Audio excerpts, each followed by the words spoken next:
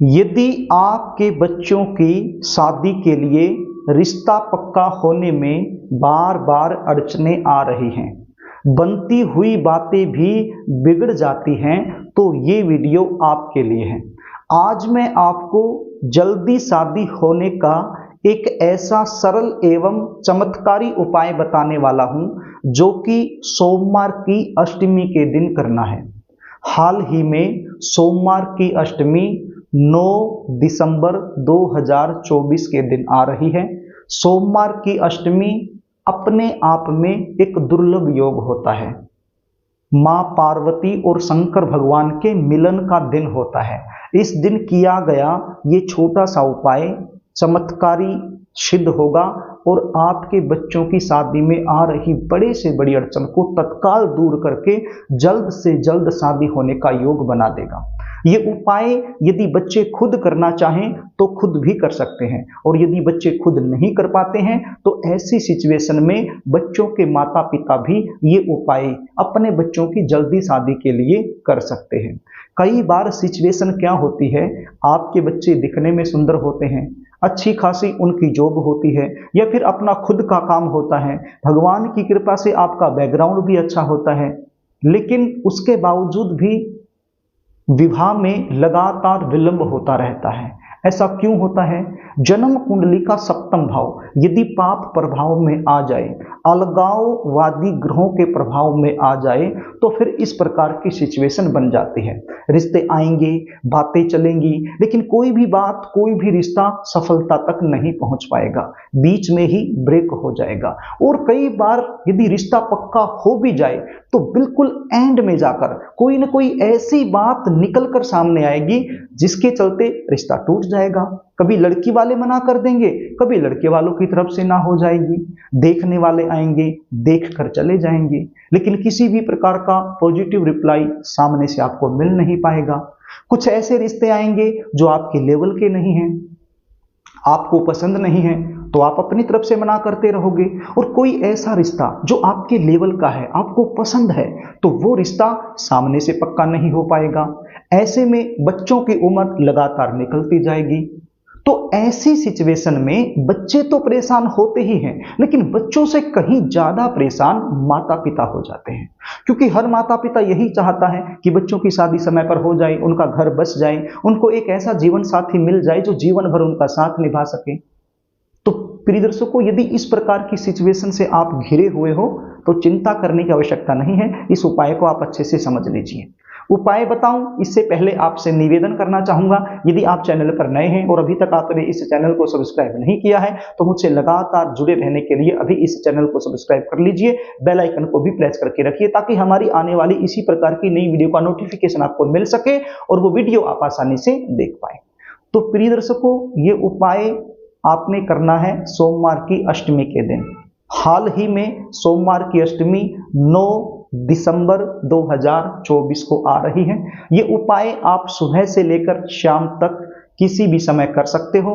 ये उपाय करने के लिए आपके पास क्या सामग्री होनी चाहिए उसको आप नोट कर लीजिए। आपके पास एक पान का पत्ता होना चाहिए, बिल्कुल साफ सुथरा पान का पत्ता होना चाहिए, और एक चुटकी भर जीरा आपके पास होना चाहिए।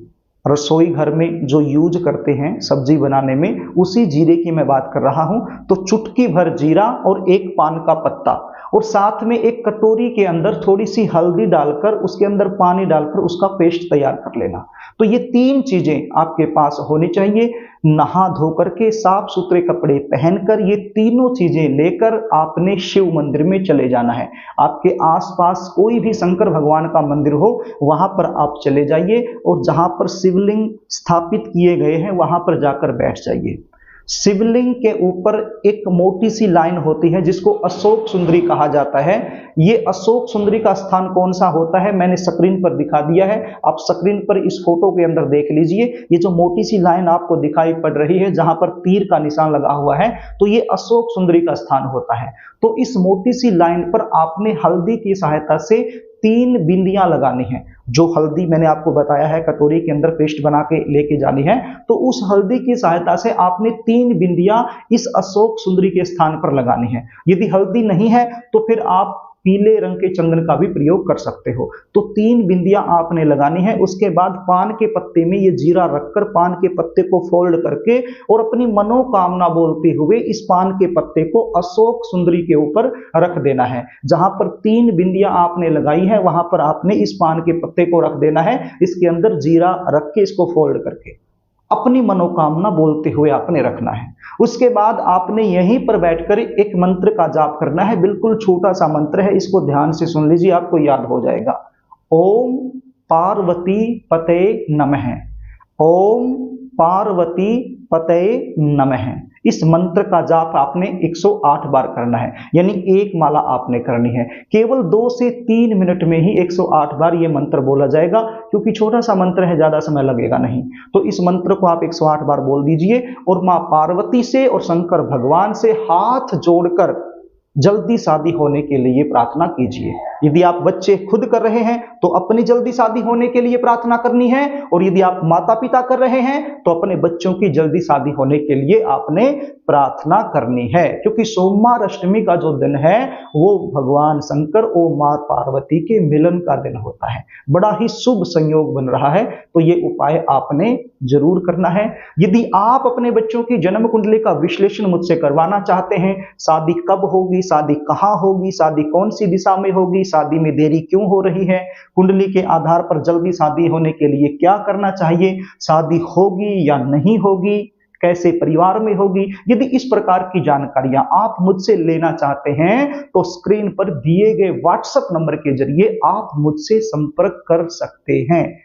स्क्रीन पर दिए गए व्हाट्सएप नंबर के जरिए आप अपने बच्चों की जन्म डिटेल लिखकर मेरे पास भेज सकते हैं और साइंटिफिक तरीके से सटीक विश्लेषण मुझसे करवाकर संपूर्ण जानकारी आप मुझसे प्राप्त कर सकते हैं। जन्म कुंडली विश्लेषण की हमारी फीस होती है, वो फीस आपको पे करनी होती है। उसके बाद संपूर्ण जानकारी आपको दे दी जाती है। तो प्रिय दर्शकों, यदि कार्यक्रम आपको अच्छा लगे तो इस वीडियो को लाइक जरूर करना, इसको शेयर भी करना, ताकि किसी जरूरतमंद के पास ये वीडियो पहुंच जाए और आप पुण्य के भागीदार बन जाएं। और एक बार फिर आपसे निवेदन कर रहा हूं, यदि चैनल को आपने सब्सक्राइब नहीं किया है तो मुझसे लगातार जुड़े रहने के लिए अभी इस चैनल को सब्सक्राइब जरूर कर लीजिए। आज के लिए बस इतना ही, आगे फिर मिलेंगे, तब तक के लिए नमस्कार।